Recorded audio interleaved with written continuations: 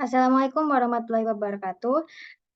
Kepada yang terhormat dosen pengampu mata kuliah Sistem Informasi Manajemen, Ibu Diah Ratnawati, kami dari kelompok 6 izin mempresentasikan materi kami dengan judul pengembangan sistem. Sebelum mempresentasikan materi kami, izinkan kami untuk memperkenalkan diri kami terlebih dahulu, dimulai dari saya, Kayana Ihsan Al-Fatihah dengan MPM akhiran 258. Saya Erna Dwi Setiawati dengan akhiran NPM 243. Saya Kristina Siboro dengan NPM akhir 248. Saya Sana Falatifona Felicia dengan NPM 254. Saya Safira Salwan dengan NPM akhir 255. Saya Arnasi Aulia Salsabila dengan NPM akhir 256. Oke, masuk ke materi yang pertama akan dijelaskan oleh rekan saya.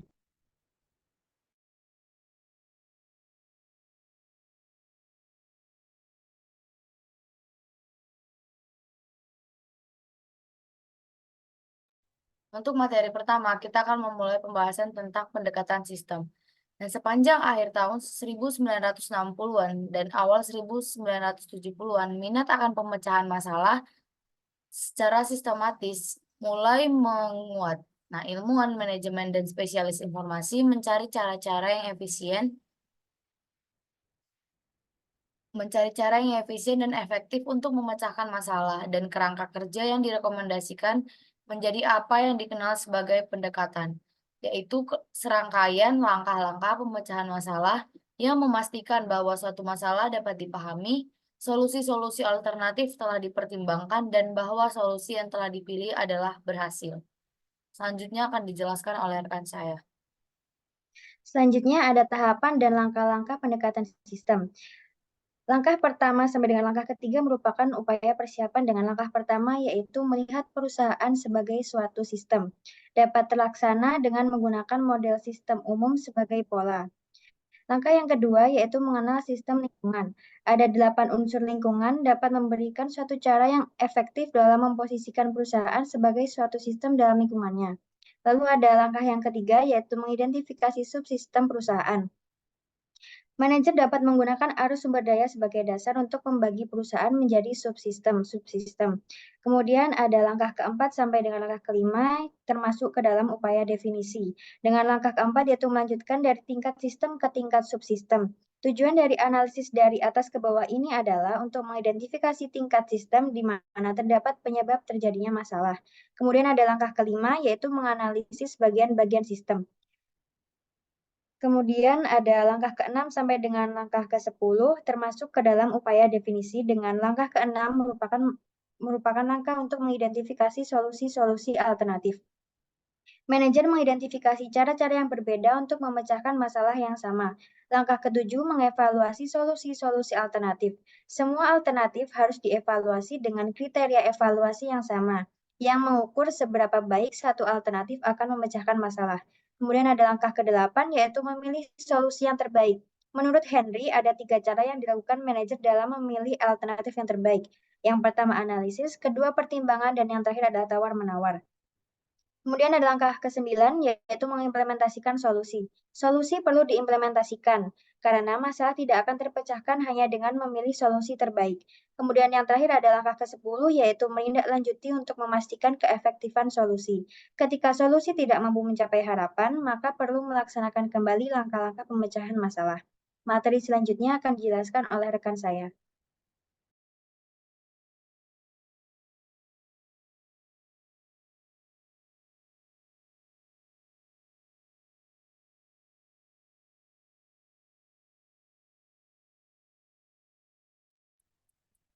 Baik, selanjutnya adalah siklus hidup pengembangan sistem. Pendekatan sistem merupakan sebuah metodologi yang merupakan satu cara yang direkomendasikan dalam melakukan sesuatu. Siklus hidup pengembangan sistem atau System Development Life Cycle (SDLC) adalah aplikasi dari pendekatan sistem bagi pengembangan suatu sistem informasi. Selanjutnya, SDLC tradisional. SDLC tradisional merupakan metode pengembangan sistem informasi klasik yang mengikuti suatu pola teratur secara bertahap yang dikerjakan dari atas ke bawah. Oleh karena itu, SDLC biasanya disebut dengan pendekatan waterfall. SDLC ini ada 6 tahap. Yang pertama, tahap perencanaan. Pada tahap ini, suatu rangkaian kegiatan sejak ide pertama yang melatar belakangi pelaksanaan pengembangan sistem tersebut. Yang kedua, tahap analisis. Tujuannya adalah untuk mengetahui posisi atau peranan teknologi informasi yang paling sesuai dan relevan di organisasi. Yang ketiga, tahap perancangan. Pada tahap ini, tim melakukan perancangan komponen sistem terkait dari teknologi informasi yang akan dibangun, seperti sistem basis data, jaringan komputer, teknik konversi, dan lain sebagainya. Next. Yang keempat, tahap pembangunan fisik. Berdasarkan desain yang telah dibuat, konstruksi atau pengembangan sistem yang sesungguhnya secara fisik dibangun. Yang kelima, tahap implementasi. Pada tahap ini merupakan tahap untuk pertama kalinya sistem informasi akan dipergunakan di dalam organisasi. Dan yang keenam, tahap pasca implementasi. Kegiatan yang dilakukan di tahap pasca implementasi adalah bagaimana pemeliharaan sistem akan dikelola. Untuk materi selanjutnya bisa dilanjutkan oleh rekan saya. Materi selanjutnya yaitu prototyping. Para pengembang sistem selalu melakukan looping dan mengerjakan ulang untuk mendapatkan sebuah sistem yang dapat memuaskan para penggunanya. Dalam penerapannya dan pengembangan sistem, prototipe adalah satu versi dari sebuah sistem potensial yang memberikan ide bagi para pengembang dan calon pengguna. Proses pembuatan prototipe ini disebut prototyping. Selanjutnya, jenis-jenis prototipe. Terdapat dua jenis prototipe, yaitu yang pertama prototipe evolusioner. Pada jenis ini, sistem terus-menerus disempurnakan sampai memiliki seluruh fungsionalitas sampai yang dibutuhkan pengguna dari sistem yang baru. Dalam pembuatan suatu prototipe evolusioner dibutuhkan 4 langkah. Langkah yang pertama yaitu mengidentifikasi kebutuhan pengguna, langkah kedua membuat satu prototipe, langkah ketiga menentukan apakah prototipe dapat diterima, dan langkah terakhir menggunakan prototipe. Lalu jenis prototipe yang kedua yaitu prototipe persyaratan. Pada jenis ini, sistem dikembangkan sebagai satu cara untuk mendefinisikan persyaratan-persyaratan fungsional dari sistem baru ketika pengguna tidak mampu mengungkapkan dengan jelas apa yang mereka inginkan. Untuk pembuatan suatu prototipe persyaratan dibutuhkan 7 langkah, yaitu langkah yang pertama mengidentifikasi kebutuhan pengguna, langkah kedua membuat satu prototipe, langkah ketiga menentukan apakah prototipe dapat diterima, langkah keempat membuat kode sistem baru, langkah kelima menguji sistem baru, langkah keenam menentukan apakah sistem baru dapat diterima, dan langkah terakhir membuat sistem baru menjadi sistem produksi. Materi selanjutnya yaitu pengembang aplikasi cepat. Rapid Application Development atau pengembang aplikasi cepat adalah kumpulan strategi, metodologi, dan alat terintegrasi yang terdapat di dalam suatu kerangka kerja yang disebut rekayasa informasi. Rekayasa informasi ini sendiri adalah nama yang diberikan kepada keseluruhan pendekatan pengembangan sistemnya yang diperlakukan sebagai suatu aktivitas perusahaan secara menyeluruh. Materi selanjutnya akan dijelaskan oleh rekan saya.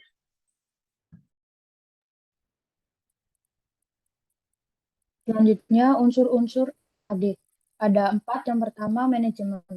Sebagai pengadaptasi awal dengan tepat mempelajari bagaimana cara menggunakan metodologi baru dan melakukan hal baru sebagai pengembangan. Yang kedua, orang. Membuat tim khusus untuk uji coba pada keahlian masing-masing. Yang ketiga, metodologi. Semakin banyak keterlibatan pengguna, memungkinkan sistem berkembang lebih cepat. Yang keempat, alat-alat untuk membuat rekayasa informasi yang dapat diubah menjadi peranti lunak dan basis data operasional. Materi selanjutnya akan dilanjutkan oleh Materi selanjutnya adalah pengembangan berfase. Pengembangan berfase merupakan suatu pendekatan pengembangan sistem informasi dengan metodologi kontemporer. Metodologi pengembangan sistem ini merupakan kombinasi dari SDLC, tradisional, prototyping, dan RAD dengan cara mengambil fitur-fitur terbaik dari masing-masing metodologi. Next.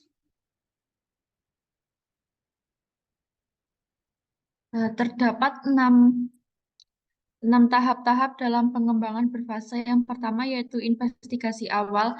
Pengembangan dan pengguna melakukan analisis usaha untuk memahami organisasi, menentukan tujuan, risiko, dan ruang lingkup sistem baru, mengevaluasi proyek, membagi sistem menjadi komponen, dan mendapatkan umpan balik pengguna.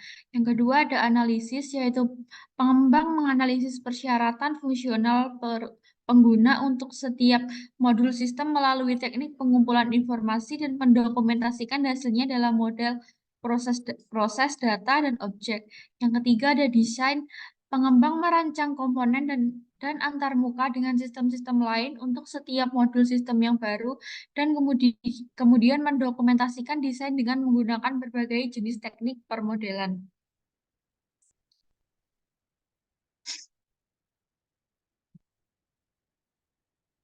Yang keempat yaitu konstruksi awal. Pengembang membuat dan menguji perangkat lunak serta data untuk setiap modul sistem, menerima umpan balik pengguna, dan mengulang tahap analisis, desain, dan konstruksi jika diperlukan. Yang kelima ada konstruksi akhir. Peranti lunak dan peranti keras diuji bersama-sama untuk membentuk sistem lengkap. Pengguna dilatih untuk menggunakan sistem dan memasangnya di stasiun kerja. Yang terakhir ada pengujian dan pemasangan sistem. Pengembang merancang dan melaksanakan uji sistem sebelum diserahkan kepada pengguna dan tinjauan pasca implementasi dilakukan untuk memastikan sistem memenuhi persyaratan fungsionalnya.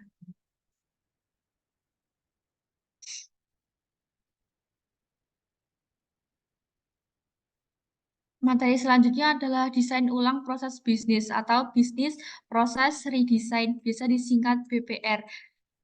BPR merupakan proses pengerjaan ulang sistem atau rekayasa ulang atau re-engineering. BPR mempengaruhi operasi teknologi informasi perusahaan dalam 2 hal.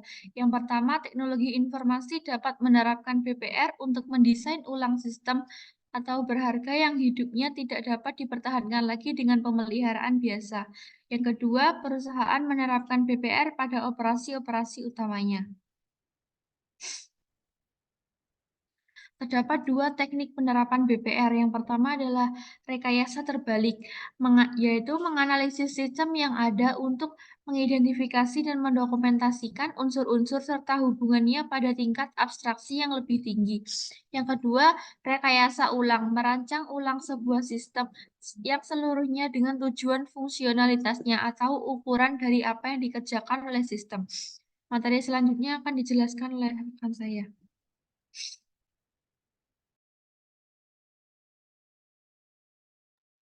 Materi selanjutnya adalah pendekatan yang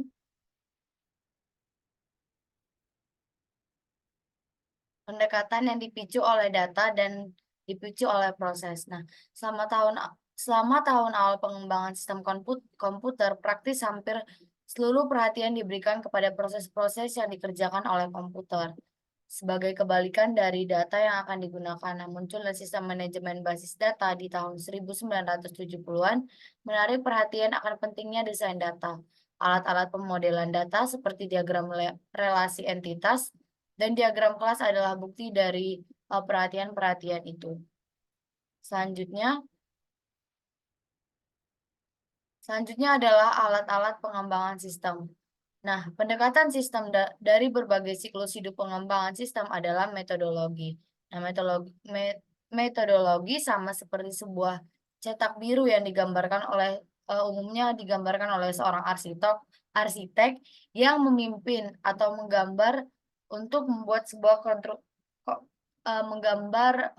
rumah.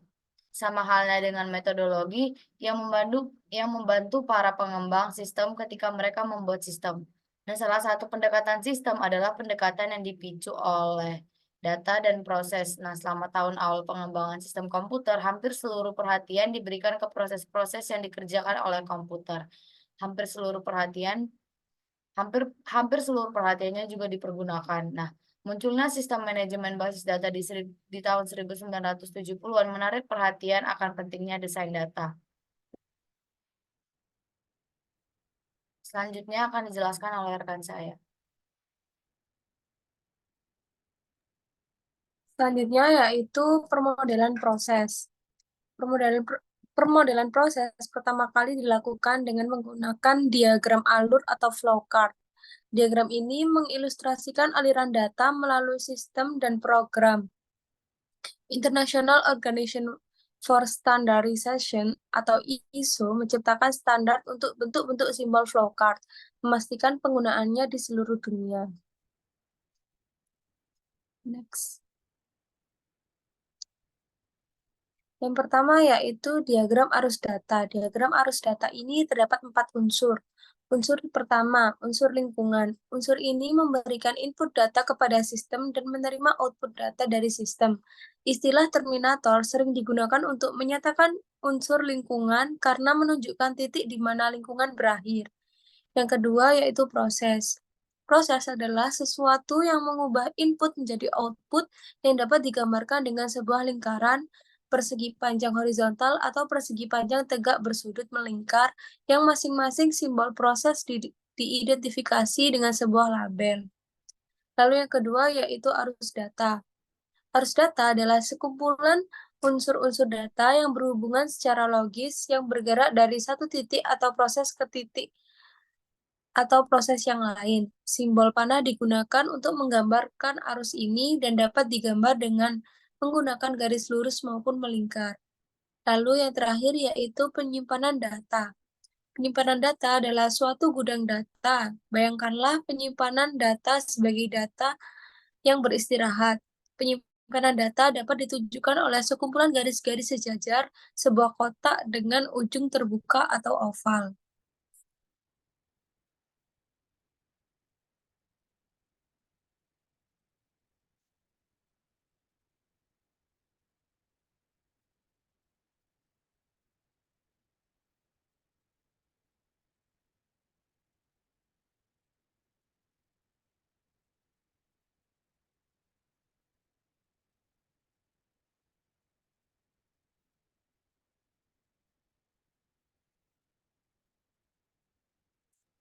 Selanjutnya yaitu diagram arus data bertingkat.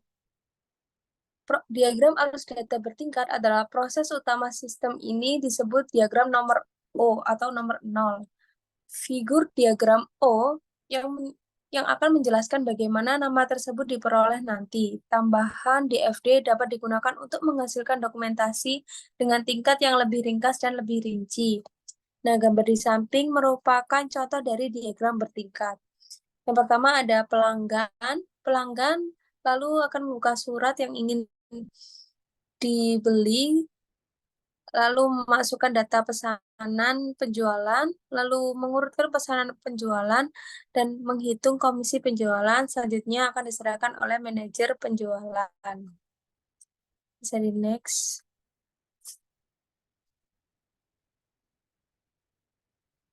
Selanjutnya ada diagram konteks. Diagram konteks adalah diagram yang menempatkan sistem dalam suatu konteks lingkungan yang terdiri atas satu simbol proses tunggal yang melambangkan keseluruhan sistem. Meskipun diagram konteks mendokumentasikan sebuah sistem pada tingkat yang tertinggi, biasanya akan lebih mudah untuk memulai dokumentasi pada tingkat yang lebih rendah, misalnya tingkat nomor 0. Lalu ada diagram nomor N. Diagram nomor N mendokumentasikan satu proses dari sebuah DFD dengan tingkat detail yang lebih besar. N melambangkan nomor proses pada tingkat yang lebih tinggi dari yang sesuatu sedang didokumentasikan. Nah, berikut adalah contoh dari diagram N. Ada pelanggan, lalu sistem komisi penjualan, dan selanjutnya akan diserahkan oleh manajer penjualan.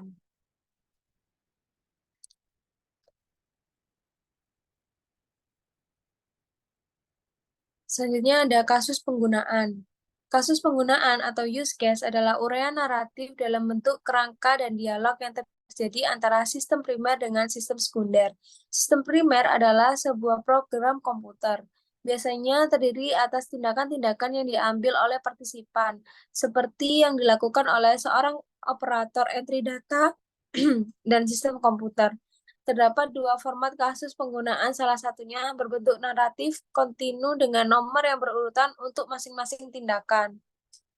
Selanjutnya ada diagram arus data. Nah, kapan sih menggunakan diagram arus data dan kasus penggunaan? Nah, diagram arus data dan kasus penggunaan seringkali dibuat selama tahap-tahap investigasi awal dan analisis dari metodologi pengembangan berfase. DFD mengilustrasikan suatu tinjauan atas pemrosesan dan kasus penggunaan memberikan detailnya. Biasanya dibutuhkan beberapa kasus penggunaan untuk mendukung suatu diagram O.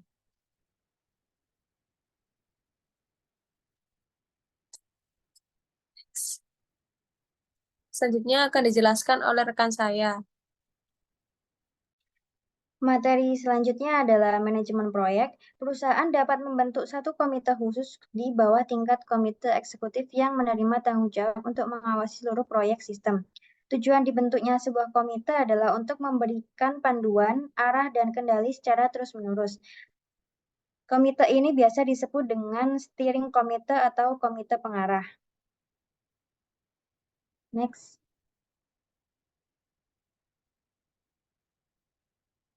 Steering komite atau komite pengarah menjalankan 3 fungsi utama, yaitu yang pertama menciptakan kebijakan yang memastikan dukungan komputer untuk mencapai sasaran strategis perusahaan.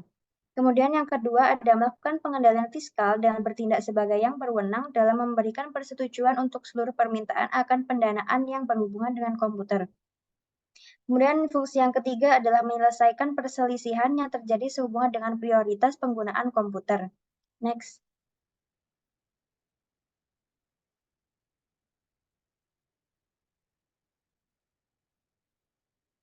Selain steering komite, terdapat pula kepemimpinan proyek.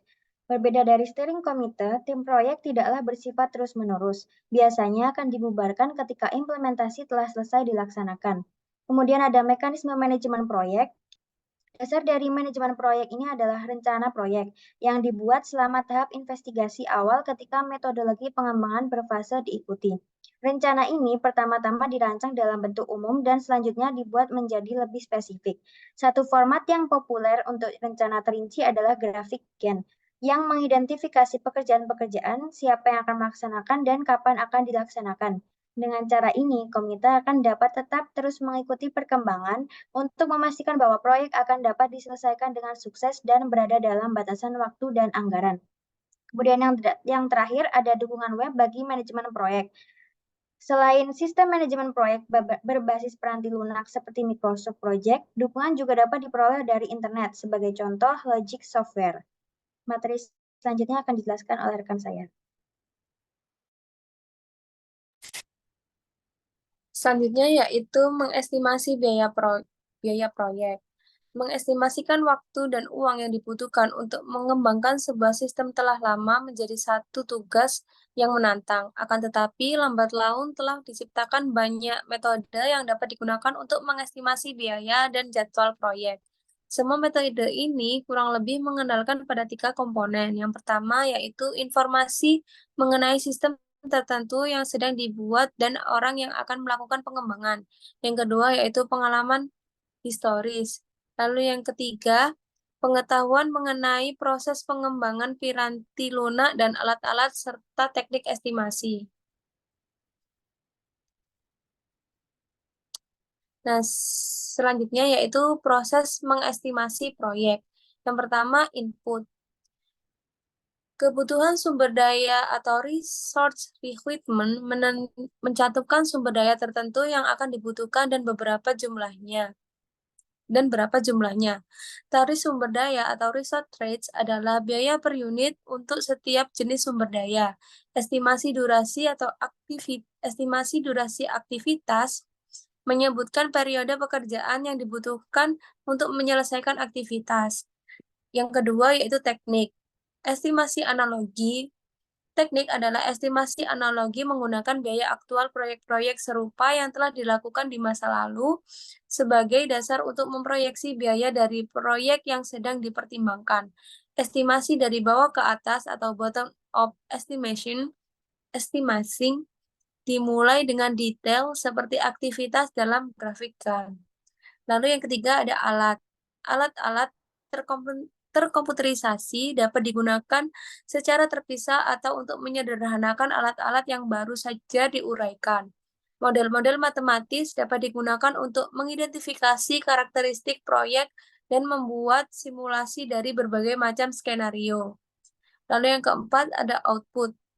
Output dibuat untuk seluruh sumber daya yang dibebankan ke proyek dan biasanya dinyatakan dalam unit keuangan yang berlaku. Detail-detail pendukung mendokumentasikan bagaimana estimasi tersebut dihitung dan setiap asumsi yang diambil. Rencana manajemen biaya atau cost management plan menjelaskan bagaimana varians biaya akan dikelola.